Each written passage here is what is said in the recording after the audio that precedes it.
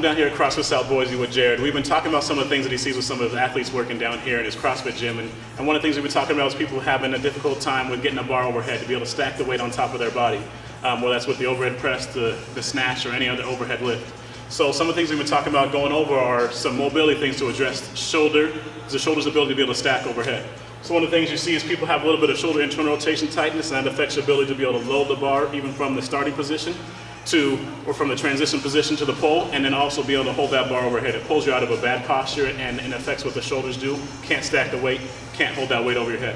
So we're gonna go over a couple exercises here, a couple stretches to work on getting that stuff to clear up so you can get a better overhead stack position. So the first thing I'm gonna have them do is be able to do a shoulder internal rotation stretch. All you need is one of these tight resistance bands. You're gonna lock it into your elbow, put your hand behind your back, and then you're gonna step away from there, so there's a little bit of a tension on this band, and rotate, let that shoulder rotate forward, and then turn towards that band right there. You're gonna hold that for about 30 seconds or so, 45 seconds. Repeat that 2 or 3 times. Let the shoulder be able to stretch out, get the hip internal or the shoulder internal rotation tightness to get better. Go ahead and back up this way a little bit so you can see. Okay, now drop out of that, then you go find yourself a foam roller.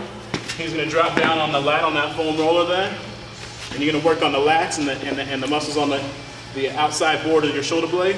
What you can do is you start with your palm down, facing towards the floor. You're going to find some of those tight spots with some restrictions in there. And find one of those spots, and then you're going to work that arm through the motion, raising it up and turning your thumb up back towards you. So you're going to go from palm down to the floor, your back of your hand down towards the floor. Work through that motion about 5 to 10 times. So you can work through that full motion on that restricted area, find another restricted area, work through that, clean those things out. Then after you do that, I'm gonna have them jump up here and we're gonna do a lat stretch. So you're gonna find a bar. Grab this bar here, underhand, elbow tucked in, sit back away from the bar, be able to stretch out from the lats into the shoulder. Go ahead and hit that one up. For this one right here, just keep a neutral back position.